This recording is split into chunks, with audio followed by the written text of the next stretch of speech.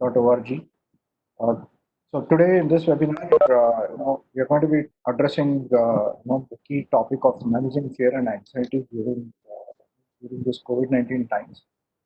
Um, it's being put together a real short span of time with some amazing panelists today, and we will cover a couple of areas in this conversation today with some eminent speakers from the industry.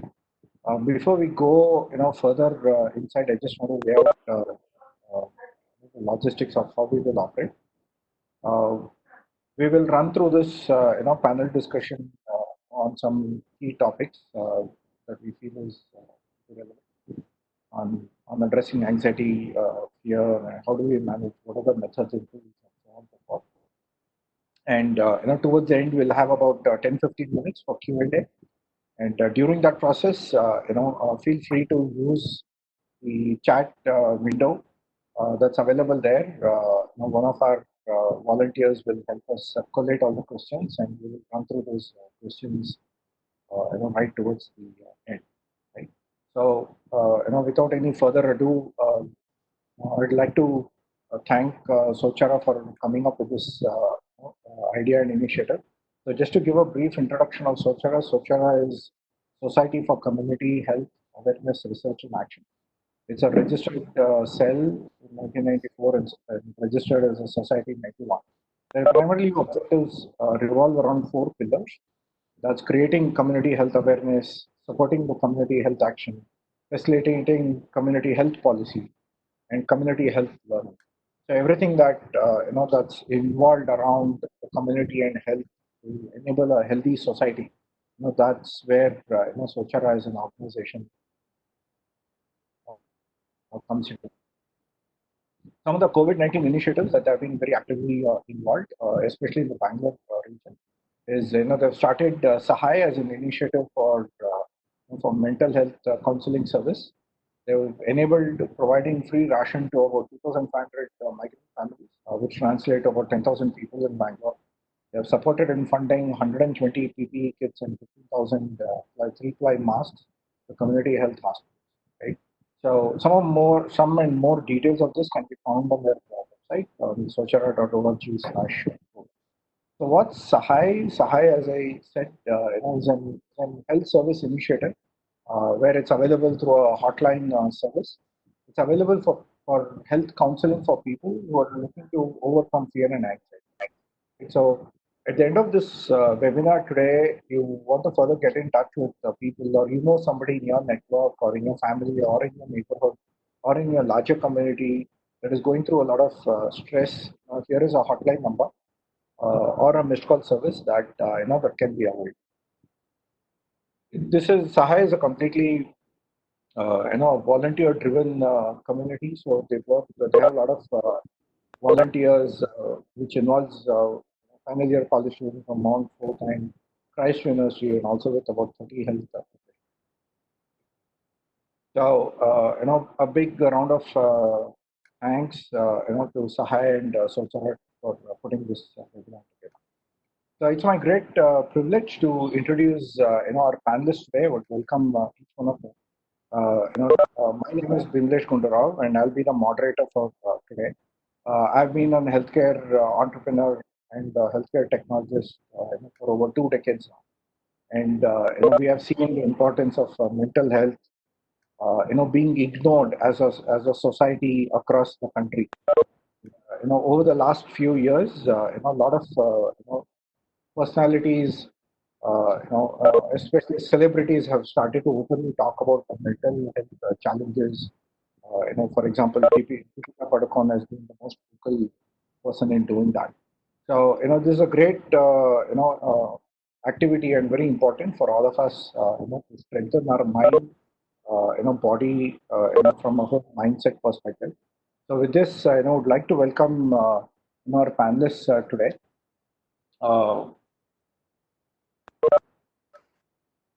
One second.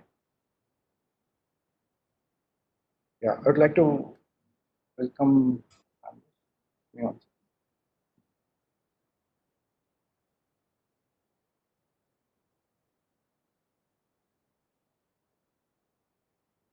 Yeah, Dr. Usha Ustare. Welcome, Dr. Usha. Dr. Usha Vashtare is the co-founder of Yogakshema Rehabilitation and Wellness Center, which started in 2007. She is a neuroscientist, teacher, writer, and a social worker. She is a gold medalist from Bangalore University, rank MSc with rank from Bangalore University and a PhD in zoology, physiology from Mysore University. She's also done her PhD thesis, which was nominated for President's Award. She's a faculty with Temple University School of Medicine for over 17 years. She's also worked as a clinical project coordinator, Parkinson's disease and movement disorder, Pennsylvania Hospital, which honored her with Service Excellence Award. She's also an author of 5 books in the continuing medical education space. She has published over 70 research papers and abstracts in reputed journals. She was academic research advisor for MDs, postdoctoral fellows as well. She is presented in many international conferences and interviewed across the world. She has facilitated over 400 support group meetings at Yogakshema, conducted several workshops on mind training, mindful living, healthy living, overcoming automatic negative thoughts, and so on. So her interest is to bring science and spirituality together for a holistic. So with this, I would like to welcome Dr. Usha to the panel discussion. Our next panel. Yeah, sorry. Thank you, Bimlesh. Sure. Thank you. Our next panel speaker is Mr. Akshara Damle. Akshara is TEDx speaker and a psychologist based out of Bangalore and a consultant visiting Gurgaon and Mumbai frequently. He's working for the cause of mental wellness in different sections of society. A wide range of clients going through mental challenges. Apart from being an NLP practitioner, he has also undergone many more certifications, and he's not just a practicing psychologist, but also a trainer and a life coach.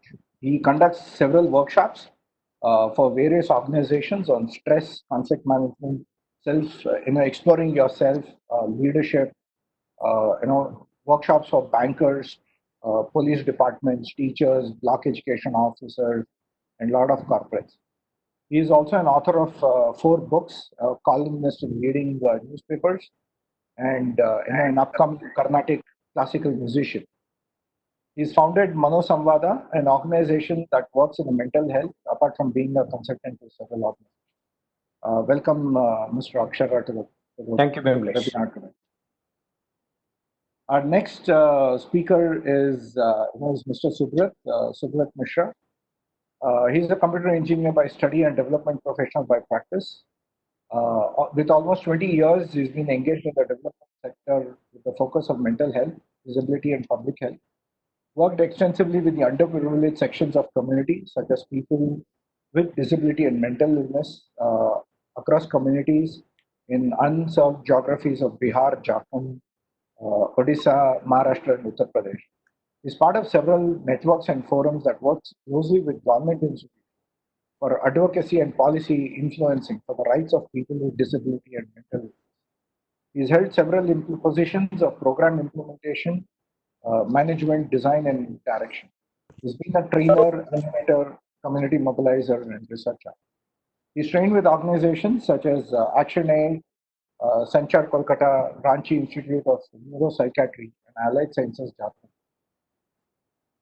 So he's presently working with Azim Premji University as manager of field practice and student affairs function that ensures practice-based learning and well-being of students.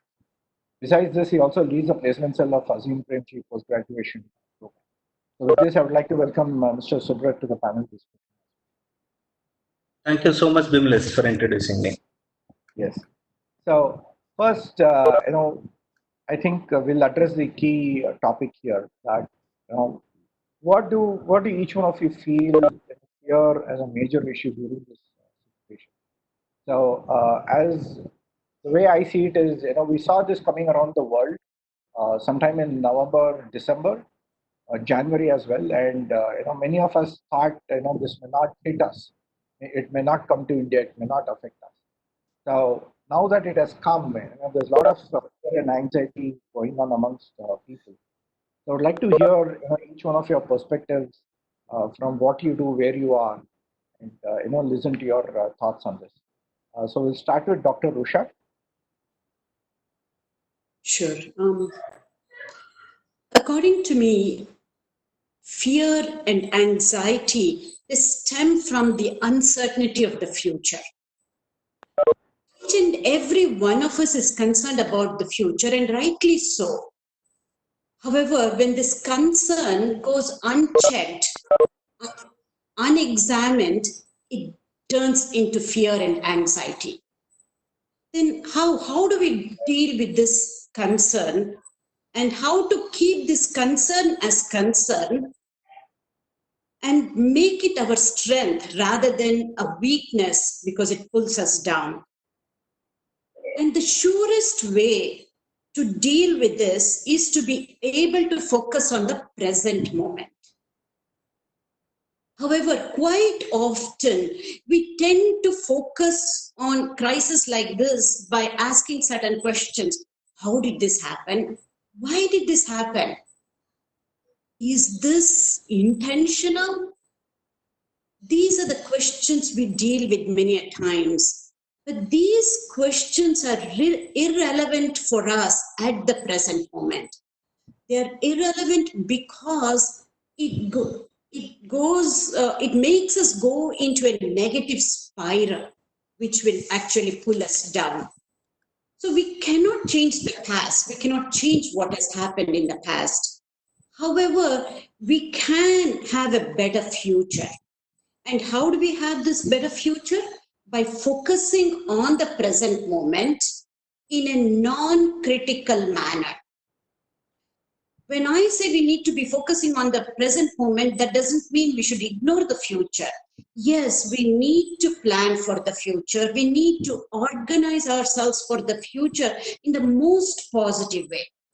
However, we need to be focusing on the present moment with the right actions. That is what is so important. And as long as we are focusing on the present moment in a non-critical manner, I think this is what will help us to give us strength and faith in ourselves to be resilient and to be able to face any uncertainty in the future. And another aspect that I want to bring to the notice is it's a very simple neuroscience concept. What is that? Our brains cannot tell the difference between what is real and what is imagined. And what are we doing right now? We are imagining the future that is yet to happen. And when we imagine our future, because of our innate negativity bias that is within us, we imagine the worst scenario. Such fear and anxiety, thoughts and feelings actually release negative chemicals in our brain, which will have a deleterious effect both immediately and in the long term. It will have a deleterious effect both on our health and also on our ability to be able to be ready for the future, to face any future. If we can keep these 2 points in our mind about fear and anxiety, and to be in the present moment in the non-critical manner is the surest way to overcome anxiety and fear is. Fantastic, fantastic. Thank you so much, Dr. Usha, for your thoughts. Ms. Akshara, what's your take on, how does psychology work, from the mindset perspective when one has to deal with fear and anxiety? Uh, Dr. Usha has already given a very wonderful perspective in terms of how mind works in terms of the uncertainty. As a psychologist, I see this as a very natural response because whenever there is an uncertainty, we will have fear and anxiety as a response. It's not just a reaction, but also a response. And it is not just during COVID pandemic, but also any kind of pandemic or any kind of disaster. When we look at the reactions or the responses of the individuals, fear is something that comes in the beginning. That is the first psychological uh, identification, or it's a kind of a symptom that we can see among a lot of people who are affected or who may get affected with a kind of disaster or a pandemic. So I see it as a very natural response, and we also have to acknowledge it that yes, we have fear about it, because what I am also seeing is while a lot of people are acknowledging that they are scared, we will come to the types of fear at a later point, I suppose. So Right. here I'm just focusing on while they acknowledge that they have fear, there are multiple or many people who are also saying that no, no, I do not have fear. I am young, I am energetic, I have a lot of immunity, so I will not be affected. But at the same time, I feel that they are suppressing their fear and not acknowledging it. So what I would say is we have to acknowledge the fear that we have, because it's a very natural response. And at the same time, I would also like to say that fear is not a very harmful thing per se, because fear will also make us very active and alert and more vigilant towards the situation. So let us understand the fear in more holistic way and also acknowledge it if we have. Wonderful. Thank you so much. Mr. Subrat, you come from from a perspective where you work with a lot of students, and you have done a lot of work with people with mental health challenges and also with disabled people. What do you think is the interpretation of fear and anxiety from their perspective? Thanks, Bimlesh. I'll just add a few things that already Dr. Usha and Akshara has told. Fear is it's natural. It's an important but natural psychological consideration to any crisis. Right now, we are facing COVID or coronavirus. But to any crisis, it will happen in that way.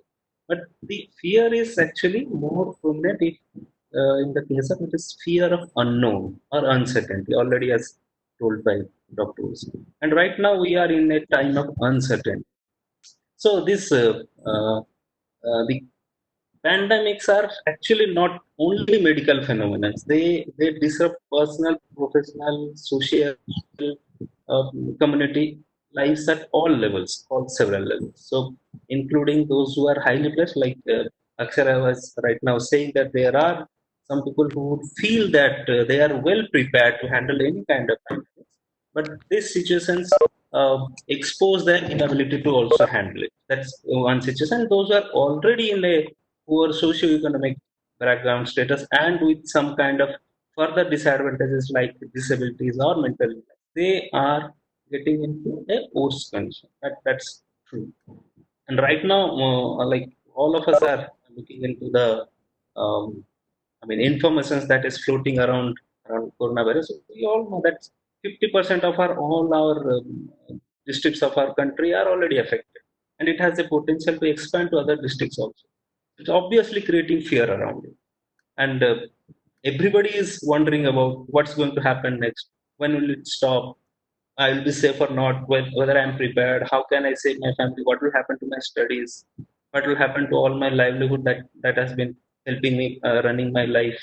So all these questions are there, but this is all getting out of the uncertainty or the fear of focusing more on future.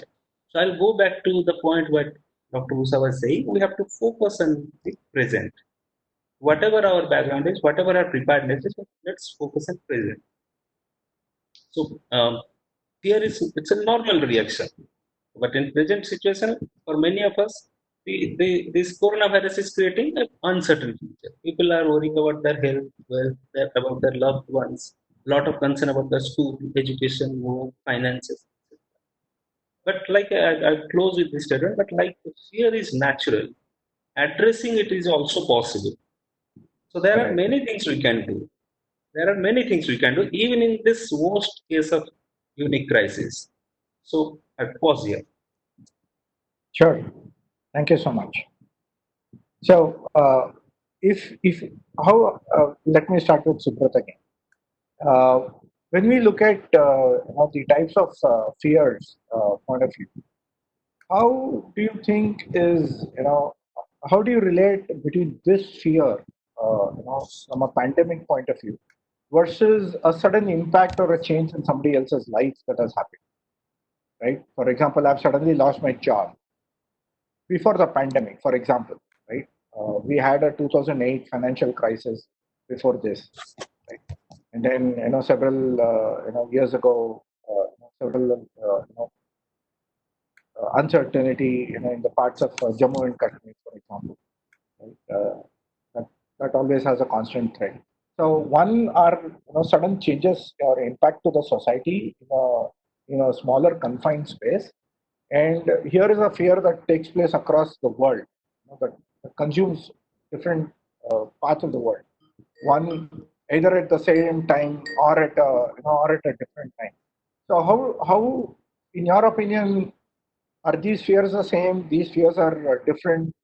What do you think about it? Thanks.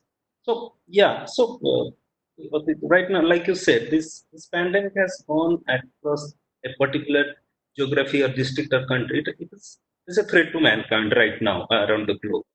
So the entire community is at threat right now, and there's a lot of fears around it. So the fear is by the from the frontline workers, those who are directly engaging with community, like medics, paramedics, police, etc. The other working profession you are referring to the 2008 meltdown.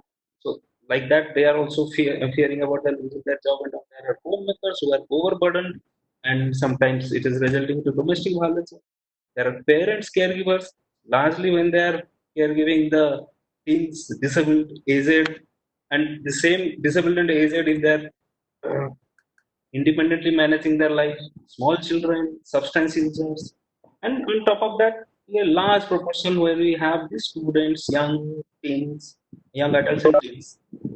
So I'll bring my focus more onto this students and the young mass, which is roughly 20% of the population in this country. So, like everybody has a fear of getting infected by the coronavirus, it's obviously the same for the young mass also. So they are not invincible to not get affected. They are. And if there is somebody already in the family with a person affected with coronavirus or having some morbidity, that risk gets higher. But more than that, what this young mass is right now fearing is the major fear right now. What we are trying to understand is the fear of losing the academic year. So the coronavirus, like we're saying, it was we all heard about it in November or so. Then we thought it would never come to us, but suddenly it landed up in the beginning of January. Finally, by end of February, we are in the mid of March. By that time, the academic year and the preparation for academic year was actually coming to close. So right now, the major fear the people would be, I mean, the young mass or the students would be having is fear of losing the academic year. There are many students who are preparing their matriculation or 12th final exam or competitive or entrance exams, college university exams. They are fearing it most. And while uncertainty is around, they are fearing that the effort they have already made in the academic year will be in void right now. It's not just losing the opportunity for higher studies, but maybe losing the career prospects. And Okay. then another fear also associated with it, if I'm allowed to do one more time. So it's a fear of missing out. The young mass is anyway get connected to a lot of things around, and right now they are confined to a smaller location, or actually I should say they are confined to their homes. Right now, many schools, colleges, universities are running their online classes. Right. So they are dependent on technology, but also it has got two sides of it. Using technology would have it is actually impacting at two levels. First, getting glued to the computer screen, getting connected to the uh, computer system or technology. It's anyway taking their all energy out. Second is those who are unable to cope up with it. They are fearing that they're missing something from their peers. They tend to losing something. Those are two fears already associated there. Again, it is Wonderful. connected to the academic ones. And Sure. there is Thank you. bigger threat. If, just allow me 10 seconds more. There's Yeah. also bigger threat where we usually feel that the working professionals will be more prone to losing their finances, but the students are also. The students who are living in rented accommodations right now, they have left it. Those who have already paid for an academic year, they're fearing that if the academic year is getting extended, how they will manage it. Likewise. So I'll just add that. I'll pause this. Sure. Thanks. Mr. Akshara, what, what is your perspective on, is this situation, the fear in these situations is similar to the fear that comes through other uncertain times? Okay. I will divide this question, my response in two ways. One is related to the fear that Subrat has talked about regarding COVID. But at the same time, I'm seeing, psychologically speaking, two types of phobia that I can see. One is claustrophobia, then second is agoraphobia. So claustrophobia is being locked up inside the house. Fear about closed spaces, and agoraphobia is fear of open spaces. So I can see both the kind of phobia that is running around in among the different kinds of people. Say, particularly speaking, those who are extroverts were the ones who were victims of claustrophobia, in the sense they were very social in nature. They had to meet people every day, and now altogether they are locked up. And though we can suggest online medium like say Zoom or WebEx or Skype for any of that matter, but at the same time they were telling me that, look, online is, at the end of the day, it is online. Say personal in-personal meeting is different. So these are the two types of fear related to COVID that I could see, apart from getting COVID. And also media has also influenced in a large way in terms of I'm not complaining about media, because they are doing their job in terms of giving the news, how many cases have been reported and so on. But people are getting affected after watching such news or reading through the news items and so on. And with regard to the job, uh, what I see, a comparative understanding of what used to happen earlier and what is now is, say, earlier, though there was an uncertainty because economy was also kind of slowing down, but at the same time there was kind of optimism that I will get a job somewhat in some other organization or so.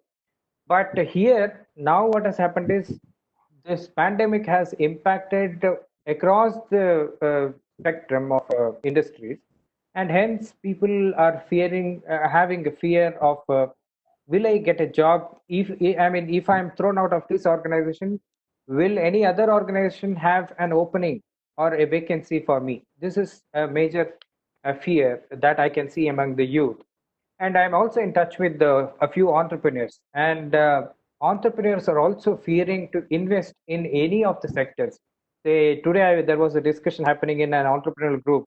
So somebody said there is an opportunity to open a franchisee for kids play, kind of something related to kids play. And the other entrepreneur said, look, I'm not going to invest any money on this, because at least for this in this year there is a fear of getting any returns out of it. So there are Right. multiple fears that are working out across the sectors. This is what I see. Wonderful. Sure. Thank you. Dr. Usha, what are some of the things that you are seeing, people coming to Yogakshema for some help, and the types of fears that you're getting to hear? Yeah. What I would like to do is to focus on fears rather than phobia.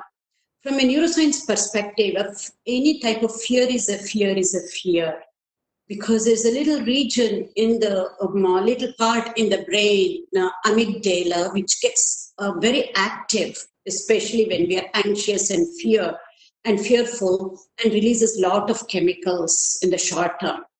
As I said earlier, when we do not know how to deal with this is what in the long term causes stress. This is one of the causes of causing stress. Here, about fear of COVID, saving grace is, this is not happening just for one person. This is happening to everybody all over the world.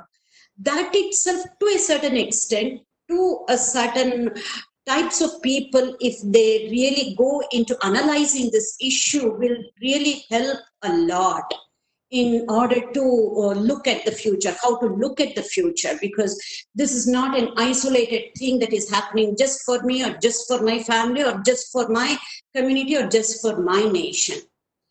And Right. how do we convert this fear? And as both Akshara and Subrat said, this is a natural thing. Absolutely, this is innate. But fear is what I say is the mother of all negative emotions and feelings. If we, the only way we can overcome, manage, and deal with this fear is through education, just like how you are to have taken up this initiative to educate people about fear, about anxiety, and how to deal with this. So again, I keep coming back and saying the surest way is to be in the present moment.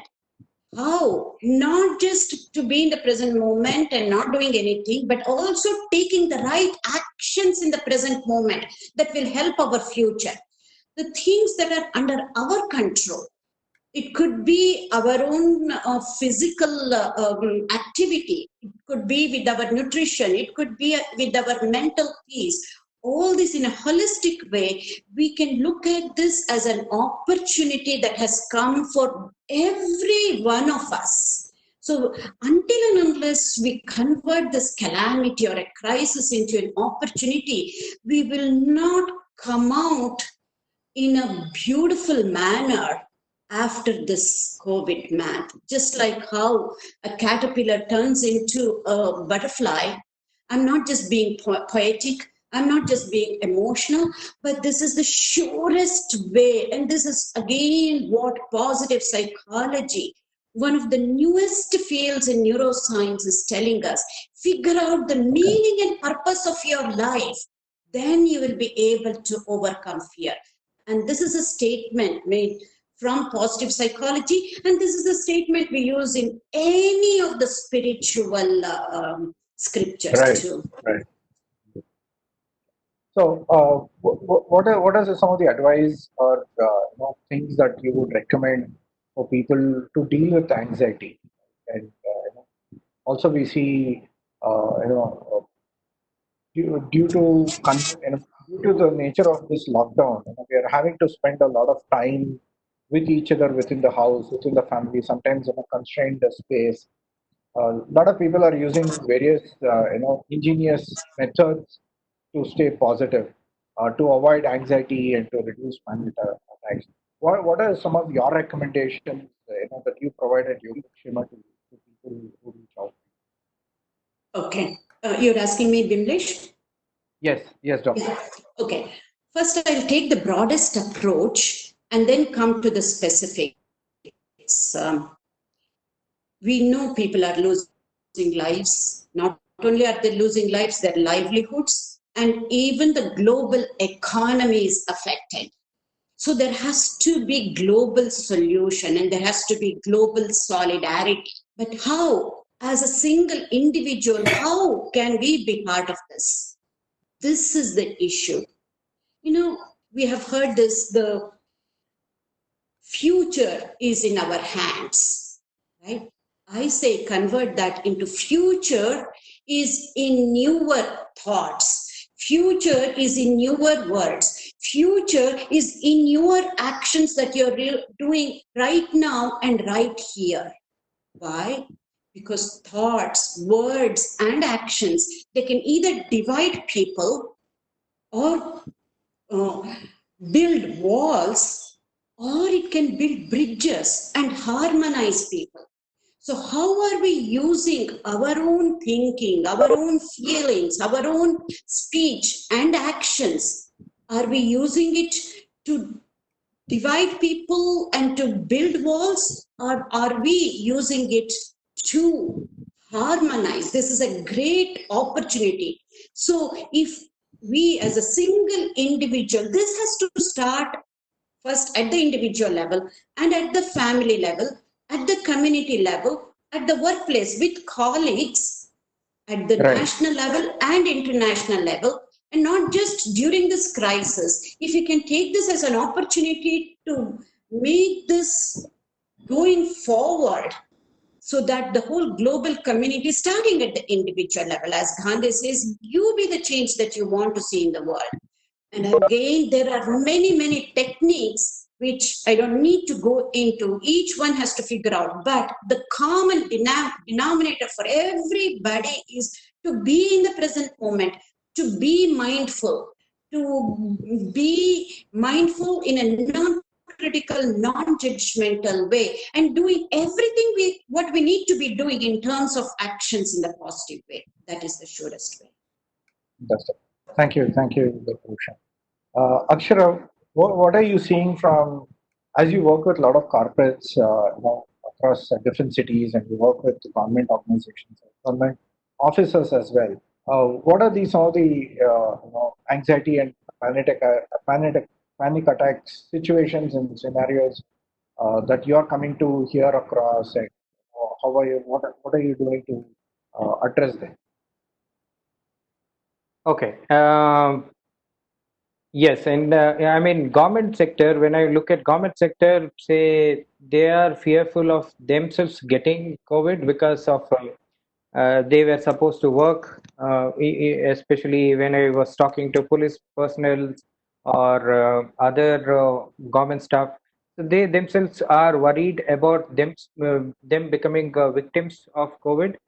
And in terms of corporates, yes, a lot of companies are cutting down the jobs, and even when there are, say, even when there is no sign from the company that they may remove anybody from the job, at the same time, the employees themselves are seeing a possibility of being removed from the organization. For example, they're also seeing for a field worker or a salesperson in the automotive sector is seeing that automotive sector is not going to pick up in next 1 year. So maybe the organization will cut down the human resource in terms of sales. So they themselves are thinking about it and then worrying about it, and that is causing anxiety. And they also have a lot of burden in terms of EMIs and other commitments, which has a toll because everything was dependent on the salary, and now the company is offering either you accept a salary cut or loss of job. A few Right. companies are offering such options. So now these are the multiple fears, and also in cities, education has become a very uh, expensive affair for a lot of people, especially those who want to send their kids to the private sectors, private schools. So everything has become a worry, and I am also hearing a few people saying that let us send our children to government schools, at least in the villages where the schools are in the better shape. So I would say people have to recognize where is the fear coming from. Is it internal or external? So is it coming because of their own thoughts and emotions, or is it being induced from the others? Because sometimes fear that is existing in others also may have an influence on us. So that has to Sure. be recognized and then worked upon. Sure. Thank you. Mr. Subrat, we see with, especially with disabled people, there's a lot more anxiety on, how am I going to manage this lockdown with little help? Uh, what are the things that you are seeing on how people are able to deal with it, and what are your thoughts on that?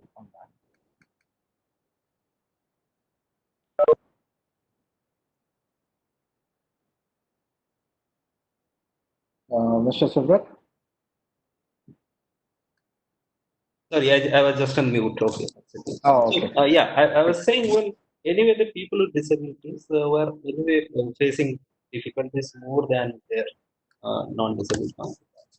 Right now, with this pandemic situation around, the people who are at their home, or even people who are earlier at um, any institutional setups, they are facing it a further level of difficulty. The institutions are closed or they are unable to continue. There is a difficulty in their funding also to continue on the financial side. So that is happening on one angle. Another is those who are not very comfortable in engaging with their families as a person with disabilities who were staying out of their families. Now they have come back to families and they are trying to figure out what kind of new relationship they can establish. That's How, both how much certain of by yeah yeah, how much of community aspect comes coming into play when it comes to dealing with disabled people yeah yeah during these coming to that yeah, yeah. So when there is always that's actually this right now like I'll connect to Dr. Usha what always said, it's the right time to discover our social being. So when social being means we as a community player, how we are responding to this situation and all together and doing something for the betterment. Right now, with the people who are living in the community and who had well connection with their family, their neighbors in the community, those who are growing up, I'm referring to people with disabilities, those who are growing up in a community setting rather than in an institution setting, they are more at a better place in handling this pandemic situation because there is a cohesiveness, that's a heterogeneous cohesiveness that's already existing in the community, and the community is taking care of or supporting each other emotionally, physically, of course, may not be financially. So that's how it's actually again establishing that as a community, we can always handle the situation. Because if I am feeling uncomfortable at this point of time, my neighbor, my friend, my family member, my community can always help me gaining my confidence. Same time, I can also be a support to anybody else. But as a community, unless we are united in a single thread, it's very difficult. So right now, COVID is also proving in the same way. The families, the communities which are well stitched together, they are able to handle the minimum of emotional stress. Of course, there is emotional stress, but that's a minimum impact. Those who are uh, in their on their own, or those the families of the person, the community are not connected to some other communities, they are finding it very difficult to handle the stress right. Got it. Well, what would you recommend as some of the methods to deal with with Um, fear and anxiety, both at a community level and at an individual? Yeah. So right now, going out is also a threat. Anybody will agree to that. But also, but having said that, at a community level, we see. I mean, right now, I'll go back to the TV news we used to see. All these migrant workers are running through the stations or taking all hazardous measures to reach their home. Like somebody recently we saw putting into a mixer machine and going from a place to another place. Stopping. So this kind of emergency situations people are taking, it is only happening as there is no support available from community. So to start with a question, if I say, so as a community, we start helping each other. Even the basic thing you can see is feeding the next person who is staying in hungry, I mean in hunger next to me. Even one person, one able family supporting two socio-economic backward families will solve the problem at a higher level. There are people who have ample resources with them, if not too much, then at least adequate to serve somebody else or help somebody. That should be starting with.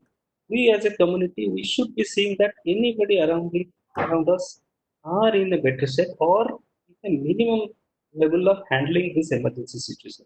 That's at one point of time. But I said, like there's a risk of going outside just to take precautions. It's a difficult phase for everybody. So offer help as much as we can. Serve the Sure. community with all care and compassion to the best of ability. That's at the community level. And it goes across the community. Any sect, any religion, any geography remains the same. At an individual level, also it's a time to discover new things within ourselves. So why we are feeling so much of depressed? Like Dr. Usha and Akshara already told, it's an uncertainty that we are imagining right now. Of course, there is some Right. impact is going to happen, but that fear of uncertainty, we have to reduce it by Sure. shifting the focus to something positive, something creative, something more full of energetic and positive. Fantastic. Thank you. Thank you so much.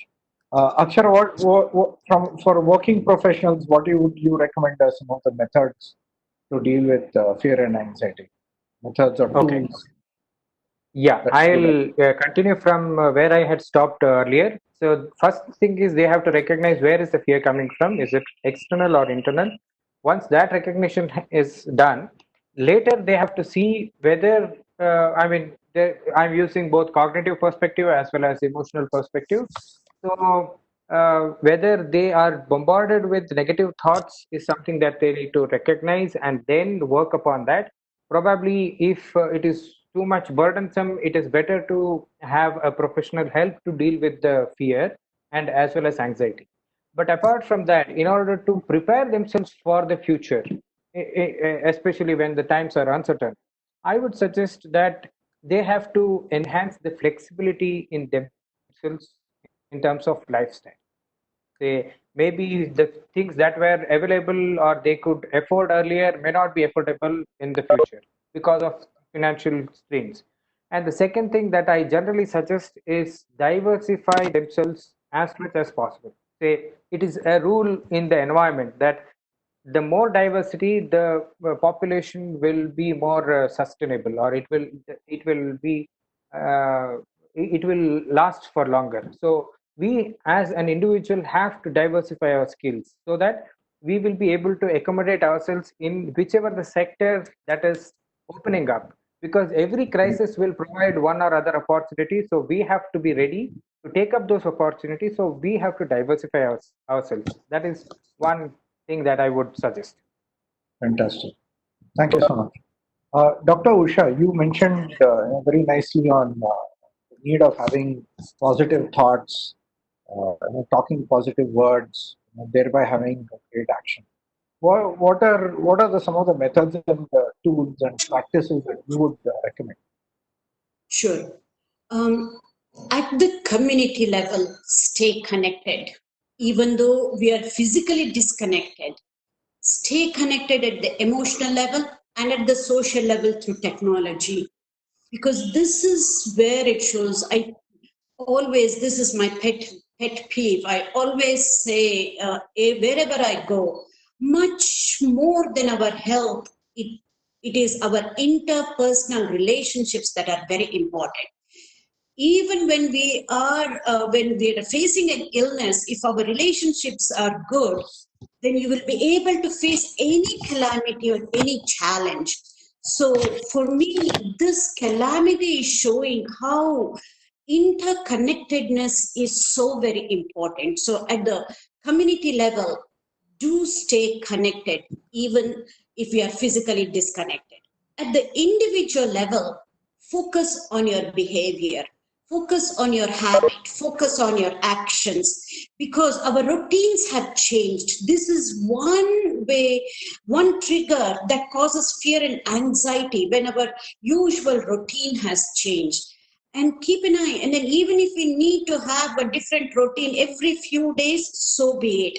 Focus on actions, focus on your behavior, focus on your habits. At the physical level, doing a lot of physical activity, much more than what is needed.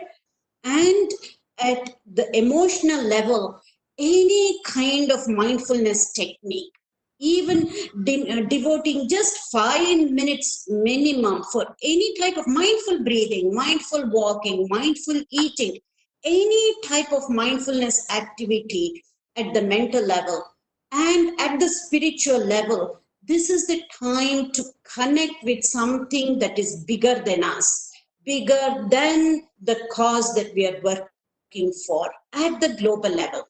Even as simple as praying, for not just for us and for everybody else. For me, praying is something that we do not have control over. Whatever that we do not have control over, if we just pray, that will help both us at an individual level and bring those positive energies for people around us. And even science has proved that praying really helps. Wonderful. Thank you so much. Wonderful thoughts. Really insightful from each one of you. I think now we have some time left. We have about 8 minutes left, 7 minutes left. If you can take up some Q&A, questions from the participants. And I do definitely see a lot of questions put up on the chat window. Srini, if you're around, if you can help with some of the questions, we can ask the panelists to address it. Okay. One of the questions is I did see a few questions before, very generic ones. Now I see a question: how to overcome fear of periodic travel to customer place post lockdown?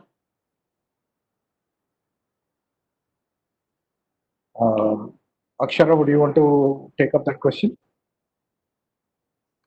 I would suggest, I mean, basic precautions have to be taken because, as I see it, this virus may continue to exist in for quite long time.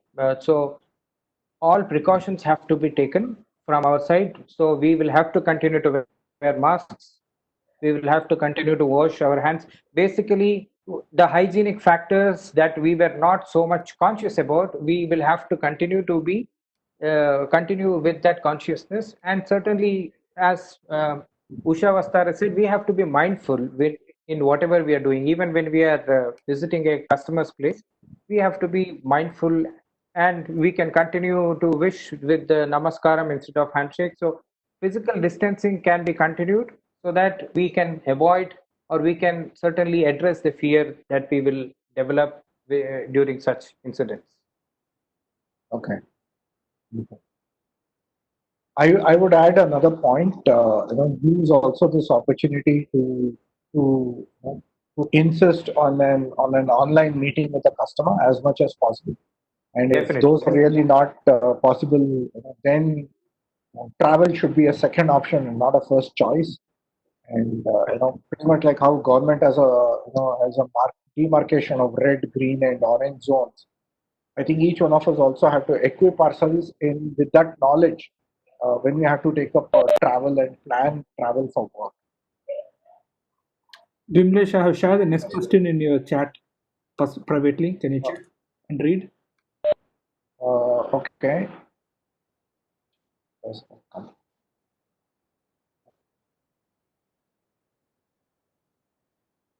One second. Can you just go ahead and read it? Okay. Shani?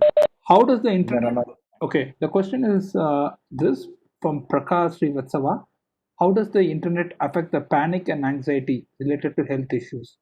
Searching about symptoms on internet usually ends resulting in more anxiety, and the mind accepts the worst outcome anyway. Great question. I think we'll start with Dr. Usha and then go to Mr. Subrat. Dr. Usha, would you want to take this up? Sure. We have to be choosy on which website that we go to. There are so many. It has to be a reliable source. And even so, we have our free will. We need to choose what is it that we read on internet that will help us to overcome anxiety, or will it add to our anxiety and fear? This is where our discerning power, our discrimination power comes in, and we need to be able to regulate our digital behavior, so as to say. And if it is possible to go on digital dieting, especially for the information that causes anxiety and fear, there is nothing like that. That is the best way to do Fantastic. it. Well put. Mr. Subrat, your perspective. Yeah, I can't agree more to what already Dr. Usha has told. I also believe that the informations are floating around. We are in the best judgment position to see what we have to intake and what we have not. So that's first level of judgment. So this digital dieting, like you're referring to that, I also agree to that. This in this point of time when so much of information, and in bracket I would say a lot of misinformation is also floating. So we have to keep that in mind.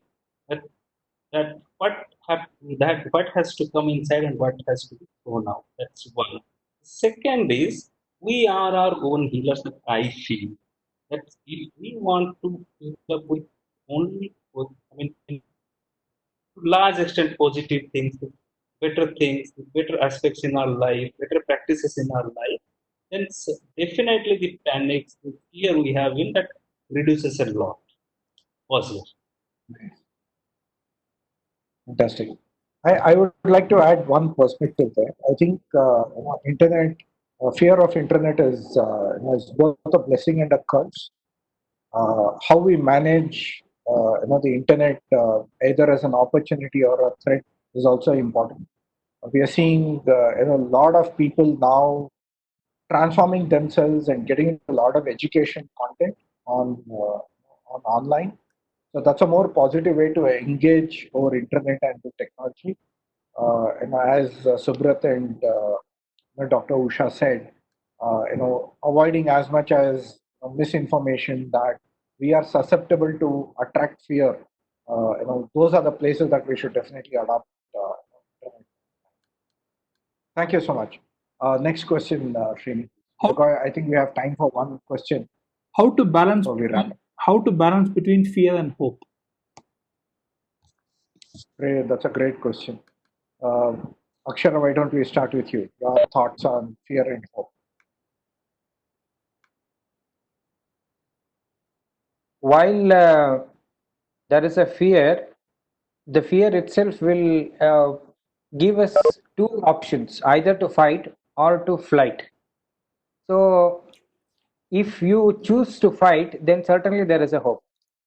If you choose to flight, then it becomes difficult to see the opportunity. So I would suggest, say, while there is a fear, get into fight mode so that you will be able to see the hopes, or you will be able to see the opportunity. Nice. Dr. Usha, how do you balance I fear would and take a philosophical approach. Don't balance it. There will always be fear, as everybody is saying. It's an innate feeling and emotion. Use that to your advantage to really blossom. But hope, you have tons and tons of hope, and always be hopeful. That is the only thing that will take the whole humanity to wherever we want to reach. Don't balance it. fantastic? Subrat, Oh, so just one line to add. So to start with, accepting the situation actually reduces the fear. That's my personal feeling. So accept the situation. It's a difficult situation. Like taking example of coronavirus right now. Accept it. It's a distress situation. That's why it's anxiety. That's where it should be our level zero. From there, like Akshara was saying, if we want to overcome this, then definitely hope flows. So definitely hope emerges. So then we will follow that path. It's as simple as that in my philosophy of life. fantastic. I'll just add my perspective. While you guys were talking about it, I look at fear and hope as a yin and yang. We need both for human beings to flourish in our minds. Fear stops us, whereas hope propels us forward. So, fantastic. Everyone. I appreciate the audience for the patience and sharing the questions. Before we wrap up, I'd like to go for a quick round and ask each one of you to share one final thought as a key takeaway before for the audience to take from this webinar. Dr. Usha, we'll start with you. Your one final thought. Okay. I'll end with a prayer. This is highly neuroscientific, a scientific prayer. We all know this serenity prayer. Grant me the courage to change the things I can, and grant me the serenity to accept the things I cannot change, and the wisdom to know the difference. That wisdom comes only through education, and that I think both Sochara and Sahay is doing this to increase the wisdom of the listeners to be able to know what is it that they can change and what is it that they cannot. And the change can only happen right here, right now, in the present moment, not in the future, not in the past. Be in the present moment, here and now, now and here. Thank you. Thank you so much. Akshara, I would say look for resources around you and not the resourcelessness around you. That will give you a path to explore. fantastic. Mr. Subrat, your final thought. Yeah. So yeah, my suggestion is know that we all are here in this together. It's nobody's alone. So we have to keep calm, focus on positives, see that there's an opportunity to do so many things that we have never done. Like we can come close to family, relax, rejuvenate. This is a tough time and it will pass. So this is just a phase, it will pass. Pause. Fantastic. Great. So thank you so much to each one of the panelists and also to all the audience. You have been kind and you have been patient, and very humbled to have these thoughts and having the pleasure to moderate this panel discussion. I'd like to give a special round of thanks to Sahay and Sochara and the whole group of volunteers who have been behind this initiative and making this webinar possible.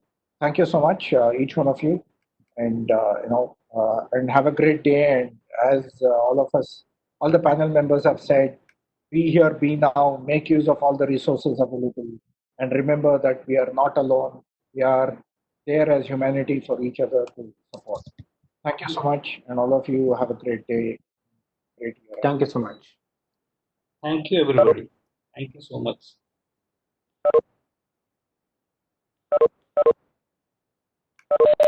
Thanks everyone. This is from Sochara, Srini and Guru.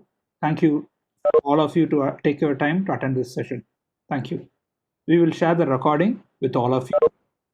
Thank you. Thank you. Thank you.